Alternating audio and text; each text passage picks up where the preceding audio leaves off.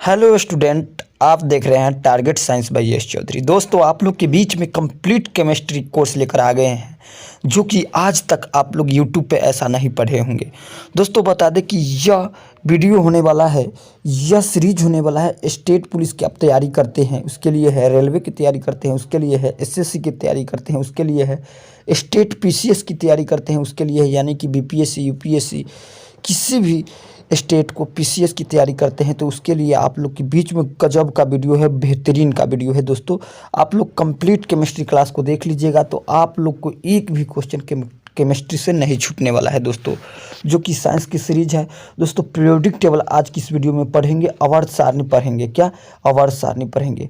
दोस्तों, हम गारंटी के साथ कहते हैं कि आप लोग यूट्यूब पर तो ऐसा वीडियो नहीं देखे होंगे। 100% हम आप लोग से दावा करते हैं कि आप लोग यूट्यूब पर ऐसा वीडियो नहीं देखे होंगे, पढ़े होंगे तो पढ़े होंगे दोस्तों पेड कोर्स में। तो पेड कोर्स में भी ऐसे वीडियो आप लोग के बीच में नहीं आया होगा, ऐसे पढ़ाया नहीं गया होगा। तो दोस्तों, E to Z बात बताएंगे, बिल्कुल फ्री में। पीडीएफ भी मिलेगा आप लोग के बीच में।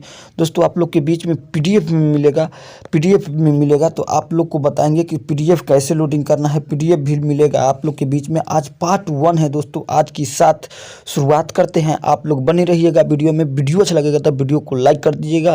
हंसते हंसते सीख जाओगे दोस्तों, गारंटी के साथ कहते हैं, हंसते हंसते सीख जाओगे और जीवन भर कभी नहीं भूलोगे। तो चलते हैं, आज की जानेंगे पीरियोडिक टेबल के। किसके? पीरियोडिक टेबल के बारे में। पीरियोडिक टेबल के जानने से पहले दोस्तों, आप लोग को थोड़ा सा हम पीरियोडिक टेबल के इतिहास के बारे में बताएंगे कि पीरियोडिक टेबल होता क्या है, उसके बारे में बताएंगे। पीरियोडिक टेबल के क्यों लाया गया, हाइड्रोजन यहीं पे है तो क्यों हाइड्रोजन यहीं है, क्यों यहाँ नहीं है, क्यों यहाँ नहीं है हाइड्रोजन, इसको हम क्या बोलते हैं इसके बारे में जानेंगे। इसको हम क्या बोलते हैं इसके बारे में जानेंगे। इसको हम क्या बोलते हैं इसके बारे में जानेंगे। इसको हम क्या बोलते हैं इसके बारे में जानेंगे। तो दोस्तों, आप लोग बने रहिएगा। हंसते हंसते नहीं सिखा दिया तो मेरा नाम यश चौधरी नहीं। दोस्तों, आप लोग के पीरियोडिक टेबल में बहुत सारा दिक्कत होता है, ट्रिक के साथ भी सीखेंगे। क्या? ट्रिक के साथ भी सीखेंगे कि कैसे इसमें लागू करना है ट्रिक को। तो E to Z बात जानेंगे। दोस्तों, आप लोग को किसी भी एग्ज़ाम को तैयारी करते हैं तो कॉम्पिटिटिव एग्ज़ाम की तैयारी करते होंगे तो दोस्तों, आप लोग के बीच में हिस्ट्री ऑफ पीरियोडिक टेबल पूछता है, यानी कि आवर्त सारणी का इतिहास पूछता है। दोस्तों, तो आप लोग को बीच में आवर्त सारणी का थोड़ा सा इतिहास बता देते हैं, फिर इस पे हम चालू करेंगे। इसको हम क्या बोलते हैं? Modern periodic table. क्या? मॉडर्न पीरियोडिक टेबल बोलते हैं। हम जानेंगे इस वीडियो में कि मॉडर्न पीरियोडिक टेबल का जनक किसको कहते हैं, फिर आवर्त सारणी का जनक किसे कहते हैं, इसके बारे में जानेंगे। सबसे प्रथम बार पीरियोडिक टेबल की खोज प्रयास किसने किया, इसके बारे में जानेंगे, जानकारी लेंगे। और जानेंगे कि दूसरा बार प्रयास किसने किया, उसके बारे में जानेंगे। तीसरा बार प्रयास किसने किया, इसके बारे में जानेंगे। चौथा बार प्रयास किसने किया, इसके बारे में जानेंगे। तो E to Z बात जानेंगे दोस्तों। तो आप लोग बने रहिएगा वीडियो में। वीडियो को अच्छा लगेगा तो वीडियो को लाइक कीजिएगा, वरना डिसलाइक करना मत भूलिएगा। चलते हैं आज की क्लास पे दोस्तों। सबसे प्रथम बार हिस्ट्री ऑफ पीरियोडिक टेबल जान लेते हैं कि दोस्तों, आप लोग को मन में होगा कि सर पीरियोडिक टेबल को क्यों बनाया गया, होगा ना मन में कि पीरियोडिक टेबल को क्यों बनाया गया था। तो आप लोग को बता दें कि दोस्तों, पीरियोडिक टेबल को इसलिए बनाया गया था कि वर्तमान में 118 तत्व है। कितना है? तो वर्तमान में 118 तत्व है दोस्तों। तो उसको एक एक तत्व को पढ़ना बहुत मुश्किल होता, बहुत कठिनाई झेलना पड़ता। जैसे हाइड्रोजन को अलग पढ़ना होता, लिथियम को अलग पढ़ना होता, ये सोडियम का अलग पढ़ना होता, पोटेशियम का अलग पढ़ना होता, रुबिडियम को अलग पढ़ना होता। तो इसी प्रकार अलग अलग नहीं पढ़ने के कारण एक जगह व्यवस्थित कर दिया गया है। उससे आसानी से आप लोग उसको अध्ययन कर सकते हैं, उसको पढ़ सकते हैं। इसी कारण वैज्ञानिकों ने पीरियोडिक टेबल को बनाया था। तो दोस्तों, आप लोग कहिएगा कि सर सबसे प्रथम बार पीरियोडिक टेबल किसने बनाया। तो सबसे प्रथम बार पीरियोडिक टेबल किसने बनाया था दोस्तों? सबसे प्रथम बार पीरियोडिक टेबल डोबेनाइनर जी ने बनाया था। तो दोस्तों, आप लोग को लिखे हुए बात पर हम समझाएंगे तो आप लोग को E to Z बात आप लोग को समझ में आएगा। ऐसे बोलेंगे तो आप लोग को समझ में नहीं आएगा। तो आप लोग को PDF में मिलेगा, चिंता मत कीजिएगा कि PDF कहाँ मिलेगा। E to Z बात बताएंगे। सबसे प्रथम बात हम जान लेते हैं कि आवर्त सारणी होता क्या है उसके बारे में आप लोग को हम अभी बताए कि आवर्त सारणी में तत्वों के व्यवस्थित करने यानी कि ढंग से लगाने को हम क्या कहते हैं, आवर्त सारणी कहते हैं। दोस्तों आवर्त सारणी को इतिहास के जानेंगे कि 1829 ईस्वी में, क्या 1829 ईस्वी में प्रथम प्रयास डोबेनाइनर जी ने किया था, जो कि जर्मनी के थे। ये क्या कहाँ के थे, जर्मनी के थे। क्वेश्चन पूछता है दोस्तों कि डोबेनाइनर जी प्रथम प्रयास पीरियोडिक टेबल को कब किए, तो आप लोग कहिएगा 1829 ईस्वी में। कब किए थे, 1829 ईस्वी में। दोस्तों डोबेनाइनर जी तिर्यक सिद्धांत यानी तिर्यक नियम दिए थे। क्या दिए थे, तिर्यक नियम दिए थे। तो आप लोग को बता दें कि तिर्यक नियम क्या था दोस्तों। डोबेनाइनर जी ने बताया था कि तीन तत्वों की संख्या यानी कि 3 तत्व लीजिएगा और उसका द्रव्यमान को बढ़ते क्रम में लगाइएगा, तो पहला द्रव्यमान, पहला और दूसरा और तीसरा, जैसे मान लीजिए हम ए लिए, बी लिए, ये सी लिए, ये क्या है, तत्व है। मान लीजिएगा यह है तत्व, क्या है, तत्व। इसको हम साफ से लिखते हैं, देखिए ए हुआ, बी हुआ, सी हुआ, ये क्या है, 3 तत्व हम लिए। डोबेनाइनर जी ने बताए थे कि 3 तत्व लीजिएगा और 3 तत्व के परमाणु द्रव्यमान यानी कि इसको हम AM लिख देते हैं, इसको हम BM लिख देते हैं, इसको हम CM लिख देते हैं, यानी कि परमाणु द्रव्यमान है। क्या है, परमाणु द्रव्यमान। आप लोग को A to Z बात लिखा हुआ मिलेगा, तो इसको और इसको जोड़िएगा तो आपको यह मिल जाएगा। तो डोबेनाइनर जी ने बताया था कि दोस्तों ट्रिपलेट सिद्धांत में, क्या ट्रिपलेट सिद्धांत में बताया था कि जब हम परमाणु द्रव्यमान को बढ़ते क्रम में रखते हैं, तो दोस्तों पहले और तीसरे का औसत होता है दोस्तों, बीच का औसत मिल जाता है। पहले और दूसरे का हम करते हैं, जैसे देखिएगा AM प्लस CM को जोड़िएगा और 2 से भाग दीजिएगा दोस्तों, तो BM मिल जाएगा। क्या मिल जाएगा, औसत। तो ऐसे ही ना निकालते हैं, आप लोग मैथ में पढ़े होंगे। तो दोस्तों डोबेनाइनर जी ने क्या बताया था दोस्तों, देखिएगा, समझिएगा, E to Z बात आप लोग को बताएंगे। तो डोबेनाइनर जी ने तिर्यक सिद्धांत में कहा था दोस्तों कि तत्व को तिर्यक बनाने में परमाणु द्रव्यमान को बढ़ते क्रम में पहले तथा तीसरे तत्व की परमाणु द्रव्यमान को बीजगणितीय औसत जैसे कि आप लोग को बताए दूसरे तत्व की परमाणु द्रव्यमान के लगभग बराबर होता है। समझ में आ गया। जैसे प्रथम प्रयास किए थे, किस पे प्रथम प्रयास किए थे, लिथियम, सोडियम और पोटेशियम पे। जैसे देखिए आप लोग के बीच में अभी बताए हैं कि ABC एक तत्व है, ABM CM परमाणु द्रव्यमान है। जब BM निकालना होगा दोस्तों, इसको AM प्लस CM कीजिएगा और 2 से भाग कीजिएगा तो BM निकलेगा। औसत आप लोग को निकालना आता ही होगा। तो डोबेनाइनर जी का तिर्यक नियम में पहला तिर्यक नियम था दोस्तों, जिसका नाम था पोटेशियम, सोडियम और किस पर किए थे, लिथियम, सोडियम और पोटेशियम, यानी कि लिथियम, सोडियम, पोटेशियम। ये दोस्तों सबसे सफल तिर्यक था। क्यों सफल तिर्यक था दोस्तों, कि जैसे कि आप लोग देखिएगा दोस्तों जब लिथियम के परमाणु द्रव्यमान और सोडियम के परमाणु द्रव्यमान और पोटेशियम के परमाणु द्रव्यमान, ध्यान रखिएगा दोस्तों, जब सोडियम को निकाला गया था, क्या बताए थे डोबेनाइनर जी ने, बताए थे कि पहला और तीसरा को जोड़िएगा तो बिचला मिलेगा, यानी कि दूसरा मिलेगा, औसत द्रव्यमान मिलेगा, लगभग बराबर मिलेगा। आप लोग को बताए हैं ना अभी, तो आप लोग को ये सर बताए हैं।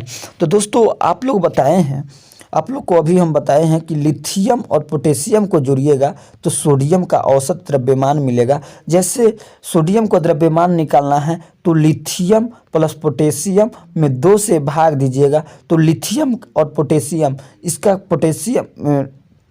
पोटेशियम का कितना परमाणु द्रव्यमान होता है दोस्तों, तो आप लोग कहिएगा कि सर 39 होता है। और लिथियम का परमाणु द्रव्यमान कितना होता है, तो 7 होता है। ये दोनों को जोड़िएगा तो कितना आ जाएगा, 46, और 46 में 2 से भाग दीजिएगा दोस्तों, तो कितना आ जाएगा, 23 आ जाएगा। तो लगभग 23 के बराबर होता था। तो इसका भी पोटेशियम का परमाणु द्रव्यमान 23 ही होता था। उसी कारण ये सबसे सफल तिर्यक माना गया था। तो आप लोग कहिएगा कि सर परमाणु द्रव्यमान और परमाणु भार क्या होता है, तो परमाणु द्रव्यमान और परमाणु भार एक ही बात है दोस्तों, जो कि केमिस्ट्री में परमाणु द्रव्यमान और परमाणु भार एक ही होता है। और बता दें कि फिजिक्स में परमाणु द्रव्यमान और परमाणु भार अलग अलग होता है। तो आप लोग को हम ए टू जेड बात बताएंगे, तो आप लोग थोड़ा सा समझिएगा। आप लोग को हम परमाणु द्रव्यमान क्या होता है उसके बारे में बताएंगे, परमाणु क्रमांक क्या होता है उसके बारे में बताएंगे, परमाणु द्रव्यमान को कैसे याद रखना है उसके बारे में बताएंगे, परमाणु क्रमांक को कैसे याद करना है उसके बारे में बताएंगे, ई टू जेड बात बताएंगे। तो दोस्तों इसको देखिएगा, इन्होंने कैसे सजाया था प्रायोगिक टेबल में। जैसे देखिएगा, ये है डोवेनाइनर जी का प्रायोगिक टेबल, ये है डोवेनाइनर जी का प्रायोगिक टेबल। जब लिथियम और सोडियम और पोटेशियम को जोड़ा था दोस्तों, लिथियम और सोडियम और पोटेशियम, जब लिथियम और पोटेशियम को जोड़ा था तो क्या मिला था, तो आप लोग बताइएगा क्या मिला था। सोडियम का परमाणु द्रव्यमान मिला था जो कि 23 था और 23 आ गया था दोस्तों। तो ये बहुत खुश हुए और कहे कि देखो हमको ये हो गया।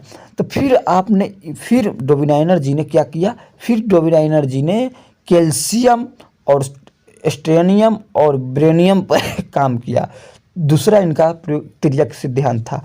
इन्होंने 40, 88 और 137 था दोस्तों। इनको जोड़ा तो 88.5 आ गया।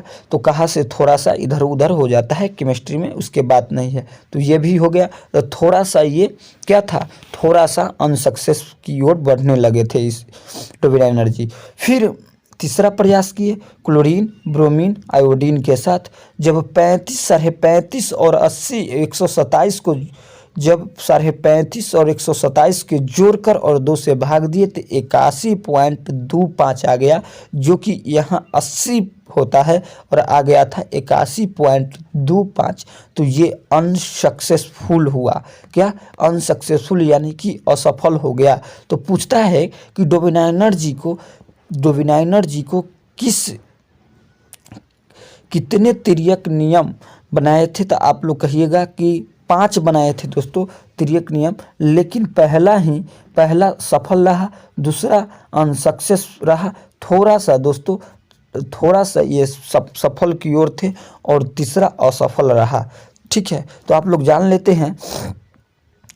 लेते हैं कैल्शियम और थोरियम के किया तो कम सफल था, और ये किया था क्लोरियम, ब्रोमीन और आयोडीन पे तो असफल रहा।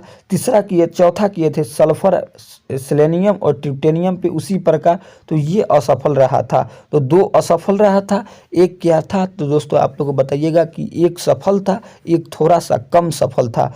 दूसरा प्रयास दोस्तों किए थे न्यूलैंड जी। क्या किए थे न्यूलैंड जी, जो कि ब्रिटिश वैज्ञानिक थे, ई टू जेड बताएंगे। ऐसे ही सफलता नहीं मिलता है दोस्तों, आप लोग को मेहनत करना पड़ता है। तो न्यूलैंड जी ने आए थे। दूसरा प्रयास कब किए थे, तो 1865 ईस्वी में। 1865 ईस्वी में। आप लोग कहिएगा कि सर क्वेश्चन कैसे पूछेगा वनडेड कंपटीशन एग्जाम में, तो आप लोग को पूछेगा कि प्रथम प्रयास यानी कि प्रायोगिक टेबल को बनाने में प्रथम प्रयास किसने किया। तो आप लोग क्या कहिएगा कि डोवेनाइनर जी। कब किए थे, तो 1829 ईस्वी में। फिर पूछेगा कि तिर्यक सिद्धांत किसने दिया, तो आप लोग क्या बताइएगा, डोवेनाइनर जी ने। क्या बताइएगा, डोवेनाइनर जी ने। यहाँ से 2 क्वेश्चन बन जाएगा। तो आप लोग को ए टू जेड बताएंगे। ये सब यूट्यूब पर नहीं बताया जाता है दोस्तों, आप लोग के बीच में ये सब यूट्यूब पर नहीं बताया जाता है। तो ये भी आप लोग को बताए हैं क्योंकि आप लोग को जॉब लेना है। तो दूसरा प्रयास किसने किया था, न्यूलैंड जी। कब किए थे, 1865 ईस्वी में। न्यूलैंड जी के समय में कितने तत्व के ज्ञात थे, कितने तत्व तब तक था, तो 56 तत्व था दोस्तों। पहला तत्व का नाम हाइड्रोजन था और अंतिम तत्व का नाम थोरियम था। क्या था, थोरियम था दोस्तों। क्या था नाम था, थोरियम था। क्या नाम था, थोरियम था। न्यूलैंड के द्वारा अष्टक सिद्धांत दिया गया था। क्या दिया गया था, अष्टक सिद्धांत दिया गया था। न्यूलैंड जी ने एक दिन बैठे हुए थे और एक संगीत सुन रहे थे। उसमें संगीत में आप लोग सुने होंगे सा रे गा मा प दी नी सा, फिर से सा आता है। उसी प्रकार इसने अष्टक सिद्धांत पे बनाए थे दोस्तों। ए टू जेड बात बताएंगे। अष्टक सिद्धांत न्यूलैंड की अष्टक सिद्धांत में क्या था दोस्तों, जब तत्व की उनके परमाणु भार को बढ़ते क्रम में लगाया जाता है तो दोस्तों प्रत्येक अष्टक तत्व के गुणधर्म पहले तत्व के गुणधर्म के समान होते हैं। जैसे जैसे देख लीजिएगा 1 2 3 4 5 6 और यहाँ लिख दीजिए 7 7 हो गया। फिर यहाँ से चालू होगा 8 9 10 11 12 13 14 हो गया। फिर यहाँ से चालू होगा 15 16 17 18 19 20 21 फिर यहाँ से चालू होगा 22। देखिए ये आ गया, ये एक हो गया, ये आ गया, ये एक हो गया। जिसका इस तत्व का जो गुणधर्म होगा उसी प्रकार इस तत्व का गुणधर्म होगा, इसी प्रकार इस तत्व का गुणधर्म होगा, उसी प्रकार इस तत्व का गुणधर्म होगा। किसने बताया था? न्यूलैंड जी ने बताया था। कब बताए थे? 1865 ईस्वी में बताए थे। तो किस पे बताए थे? संगीत के सारे गामा पदनी सा पे अष्टक सिद्धांत दिए थे।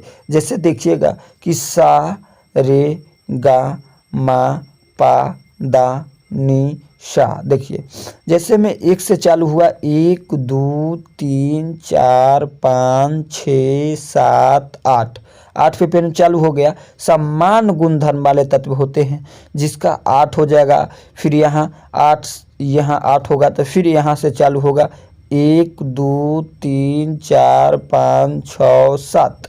फिर यहाँ से चालू होगा 1 2 3 4 5 6 7।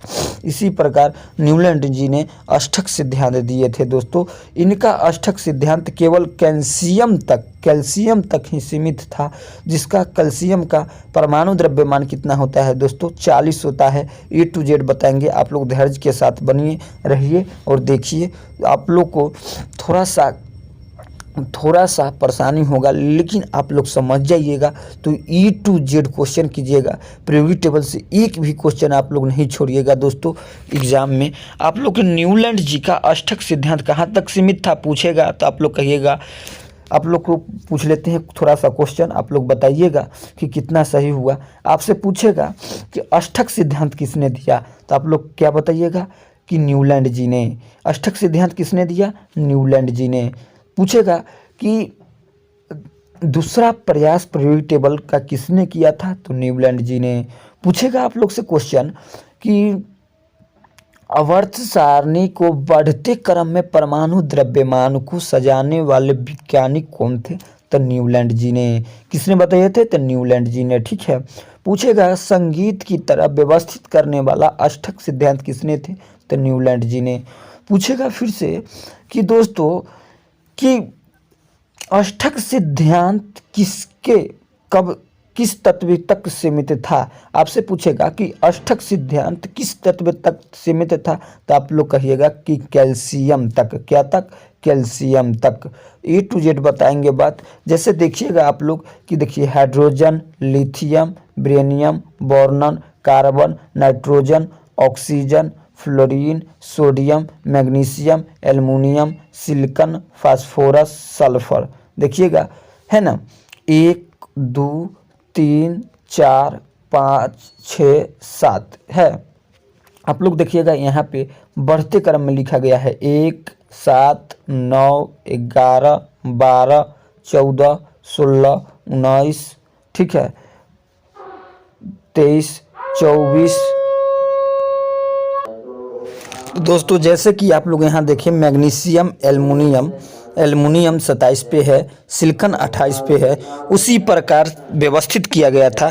तो दोस्तों आप लोग समझ में आ गया होगा कि कैसे इसको व्यवस्थित किया गया थे न्यूलैंड जी के द्वारा।